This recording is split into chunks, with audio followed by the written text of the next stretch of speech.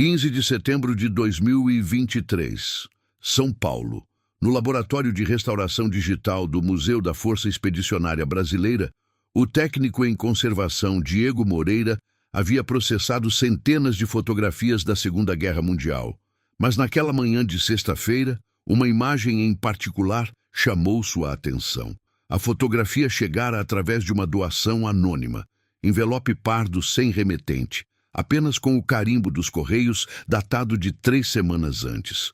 Dentro, uma única imagem em preto e branco, ligeiramente amarelada pelo tempo, com uma anotação manuscrita no verso: Pracinhas na Itália, 1944. Papai está no meio. A princípio, parecia uma fotografia típica da campanha italiana. 5 soldados brasileiros posando informalmente em uma trincheira, uniformes sujos de barro, sorrisos cansados, mas genuínos. O cenário era familiar. Colinas rochosas da região dos Apeninos, equipamentos militares espalhados, a atmosfera pesada do inverno europeu de 1944. Diego iniciou o processo de digitalização em alta resolução, procedimento padrão para todas as imagens que chegavam ao museu. Foi ao ajustar o contraste da imagem que notou algo peculiar. Ao fundo da trincheira, quase imperceptível a olho nu, havia uma figura parcialmente oculta atrás de uma lona camuflada. Utilizando o software de ampliação forense, Diego conseguiu isolar a região e aumentar a resolução. O que viu o fez pausar o trabalho. A figura estava vestida com um uniforme diferente dos demais. Não era um pracinha brasileiro. O corte da farda, a posição dos botões, mesmo a textura do tecido sugeriam origem distinta. Mas foi ao ampliar ainda mais o rosto da figura que Diego percebeu o verdadeiro mistério. Os traços faciais, o formato do rosto, até mesmo a expressão, tudo parecia familiar, demasiadamente familiar para uma fotografia de quase 80 anos. Diego salvou o arquivo com resolução máxima e imprimiu 3 cópias da ampliação. Precisava de uma segunda opinião, mas primeiro decidiu pesquisar no arquivo histórico do museu. Se aquela figura realmente era quem ele suspeitava ser, toda a narrativa daquela fotografia precisaria ser reescrita. A investigação que se seguiria revelaria não apenas a identidade do misterioso piloto ao fundo, mas também uma rede de conexões históricas que atravessava continentes e gerações, escondida durante décadas naquela imagem aparentemente simples de soldados sorrindo em uma trincheira italiana. Para compreender o mistério oculto naquela fotografia, é fundamental entender o contexto da presença brasileira na Segunda Guerra Mundial e, especificamente, a situação da Força Expedicionária Brasileira na Itália durante o inverno de 1944. O Brasil ingressou oficialmente no conflito em agosto de 1942, após o torpedeamento de navios brasileiros por submarinos alemães. A decisão de Getúlio Vargas de alinhar-se aos aliados representou uma guinada geopolítica significativa, considerando que o regime do Estado Novo mantinha relações próximas com regimes fascistas europeus. A Força Expedicionária Brasileira foi organizada em 1943, sob o comando do general João Batista Mascarenhas de Moraes. Constituída principalmente pela 1ª Divisão de Infantaria Expedicionária, a FEB contava com aproximadamente 25.000 homens, sendo o único exército latino-americano a combater efetivamente na Europa durante a guerra. Os pracinhas, como ficaram conhecidos os soldados brasileiros, chegaram à Itália entre julho e setembro de 1944, integrando o 5º Exército Americano sob o comando do general Mark Clark. O cenário que encontraram era devastador. A campanha italiana havia se transformado numa guerra de trincheiras reminiscente da Primeira Guerra Mundial, com avanços medidos em metros e perdas humanas elevadas. O inverno de 1944-45 foi particularmente rigoroso nos Apeninos. Os soldados brasileiros, acostumados ao clima tropical, enfrentaram temperaturas que chegavam a 20 degrees, equipamentos inadequados para o frio extremo e condições sanitárias precárias. As trincheiras eram escavadas no terreno rochoso e enlameado, oferecendo proteção mínima contra o frio e a artilharia alemã. A região onde a fotografia foi tirada corresponde ao setor da linha gótica, sistema defensivo alemão que se estendia da costa do Tirreno até o Adriático, passando pelos Apeninos. Esta linha representava a última grande barreira defensiva alemã antes da planície do Pó, e sua conquista foi crucial para o desfecho da guerra na Itália. Socialmente, os pracinhas vinham de todas as regiões do Brasil, mas predominavam soldados de origem rural, muitos semi-analfabetos, recrutados principalmente nas regiões Nordeste e Sudeste. A experiência europeia representava, para muitos, o primeiro contato com tecnologias modernas, idiomas estrangeiros e realidades sociais diferentes do Brasil rural dos anos 1940. A presença de pilotos e aeronautas na região de combate terrestre não era incomum.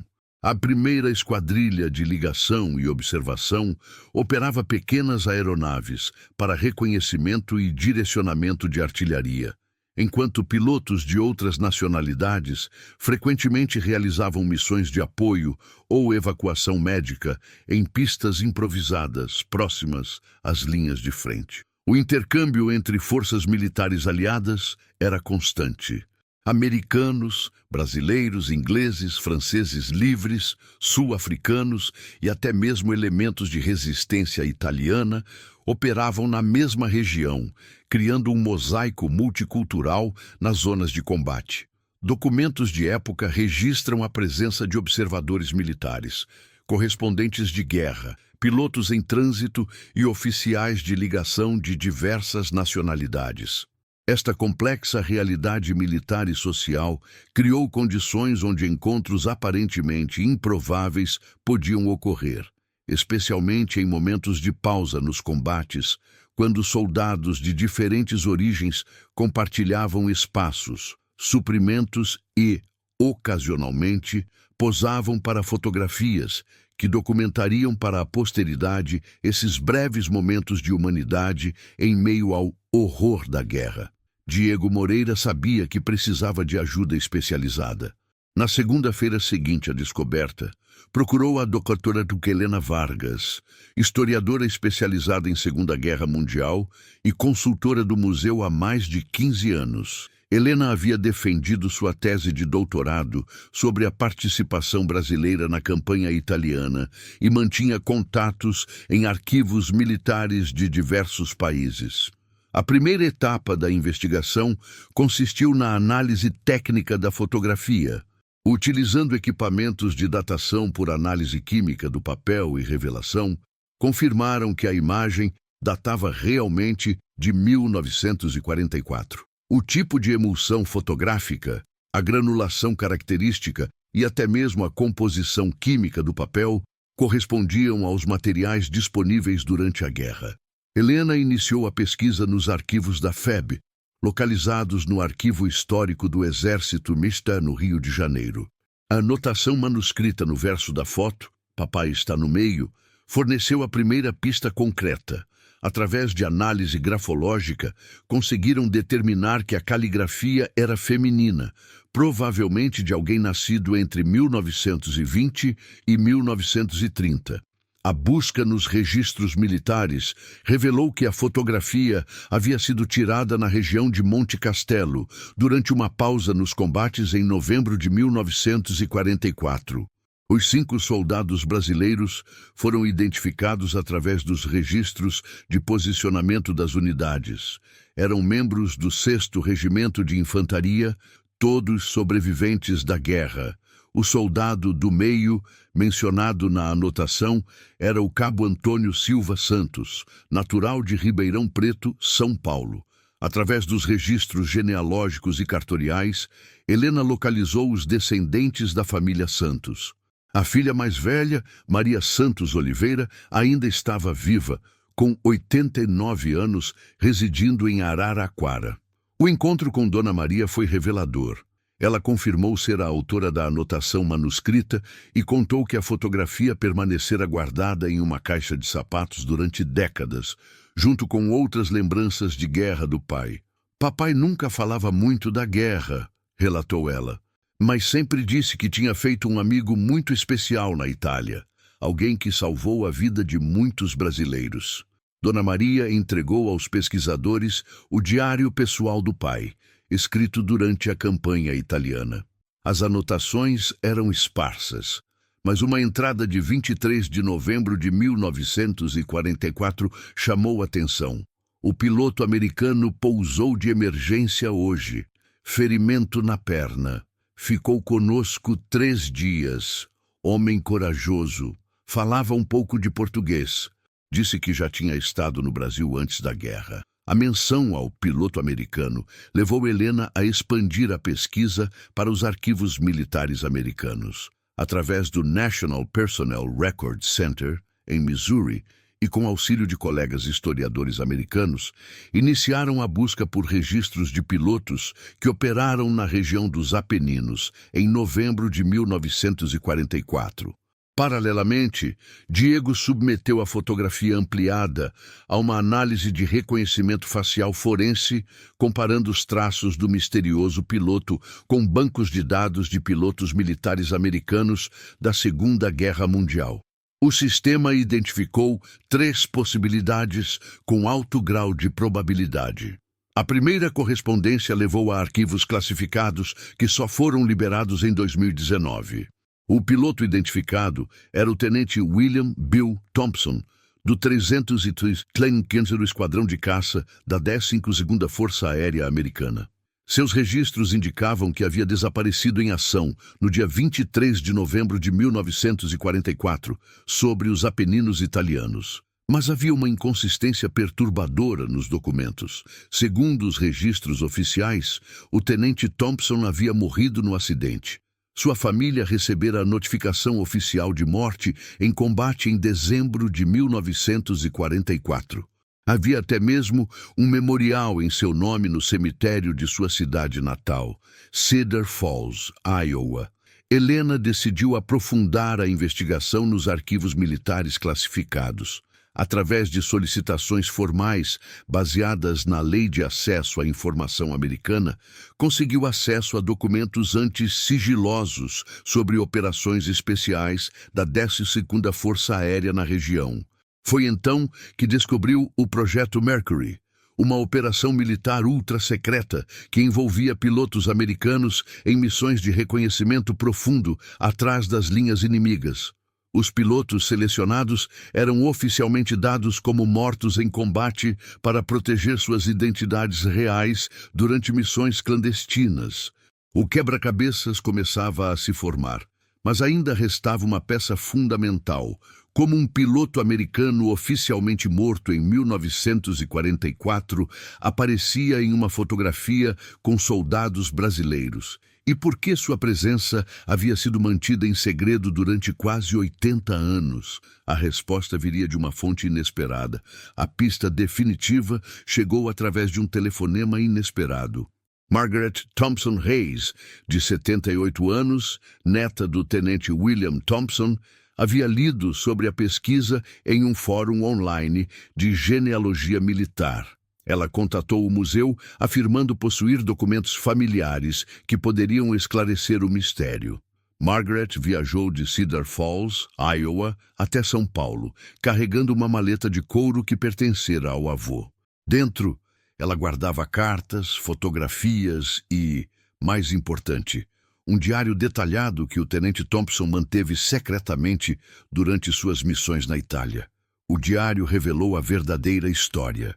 O tenente Thompson não havia morrido em novembro de 1944. Seu avião havia sido atingido por fogo antiaéreo alemão, mas ele conseguiu realizar um pouso de emergência em território controlado pelos brasileiros.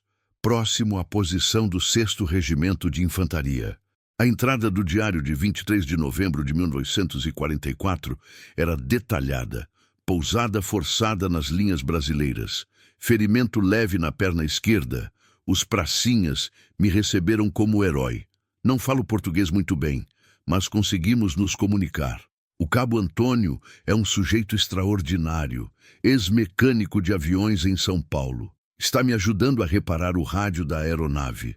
As entradas seguintes revelaram que Thompson permaneceu 3 dias com os brasileiros aguardando resgate. Durante esse período, ajudou a identificar posições de artilharia alemã para os soldados brasileiros, contribuindo decisivamente para o planejamento do ataque a Monte Castelo. 24 de novembro. Os brasileiros me tratam como família. Compartilharam suas rações comigo, mesmo tendo pouco. Antônio me contou sobre sua filha em Ribeirão Preto. Prometi visitá-la depois da guerra se conseguisse chegar ao Brasil. 25 de novembro. Último dia aqui. O resgate chegará amanhã cedo. Antônio organizou uma fotografia de despedida. Disse que queria mostrar para a família que tinha feito amigos americanos na guerra. Me escondo atrás da lona porque oficialmente não posso aparecer. Estou morto nos registros militares. O diário explicava que Thompson fazia parte de uma unidade especial de reconhecimento aéreo que operava sob identidades falsas. Quando seu avião foi abatido, a versão oficial de sua morte foi mantida para proteger a natureza sigilosa de suas missões. Após o resgate pelos brasileiros, ele retornou às operações clandestinas até o fim da guerra. Mas a revelação mais surpreendente estava nas últimas páginas do diário. Thompson havia realmente visitado o Brasil em 1949, cumprindo a promessa feita ao cabo Antônio Silva Santos. Ele passou 1 mês com a família Santos em Ribeirão Preto, ajudando Antônio a montar uma pequena oficina mecânica com conhecimentos técnicos aprendidos na aviação militar. 15 de janeiro de 1949. Finalmente consegui chegar ao Brasil. Antônio me recebeu em sua casa como se fosse da família. Conheci Maria, sua filha mais velha, uma menina inteligente de 15 anos que quer estudar para ser professora. Prometi ajudar com os estudos. Margaret revelou que o avô havia mantido correspondência com a família Santos durante anos, enviando pequenas quantias em dólares que permitiram a Maria Santos concluir o magistério. Ela se tornou professora primária em Araraquara e sempre soube da história, mas nunca havia conectado o amigo americano do papai com o piloto da fotografia. As cartas trocadas entre Thompson e Antônio, cuidadosamente preservadas por Margaret, documentavam uma amizade que durou até a morte de ambos. Antônio, em 1987, e Thompson, em 1991. Na última carta, datada de 1986, Thompson escrevia: "Meu querido amigo brasileiro, aqueles 3 dias na trincheira italiana foram os mais importantes da minha vida. Você me ensinou que a verdadeira coragem não está em voar aviões de guerra, mas em ser pai, amigo e homem honrado." A fotografia, finalmente, revelara todos os seus segredos. A investigação da fotografia de 1944 revelou muito mais do que a identidade de um piloto misterioso. Ela trouxe à luz uma história de humanidade, amizade e conexões humanas que transcenderam nacionalidades, idiomas e circunstâncias históricas extraordinárias. O caso do tenente William Thompson e do cabo Antônio Silva Santos representa um microcosmo das complexas relações humanas que se formaram durante a Segunda Guerra Mundial. Em meio ao horror e à destruição, soldados de diferentes nacionalidades encontraram formas de estabelecer vínculos profundos baseados em valores universais de coragem, solidariedade e compaixão. A preservação da amizade entre Thompson e Santos, mantida através de correspondências por mais de 4 décadas, demonstra como experiências compartilhadas em momentos extremos podem criar laços duradouros. O apoio financeiro que Thompson ofereceu para a educação de Maria Santos Santos ilustra como esses vínculos se estendiam além dos protagonistas iniciais, impactando gerações futuras. Do ponto de vista histórico, a descoberta contribui para uma compreensão mais nuançada da participação brasileira na Segunda Guerra Mundial. A documentação da cooperação entre forças brasileiras e americanas no nível mais básico, soldados compartilhando rações, conhecimento técnico e momentos de camaradagem, humaniza uma narrativa frequentemente focada apenas nos aspectos estratégicos e políticos do conflito. A fotografia também exemplifica a importância da preservação de memórias familiares aparentemente comuns.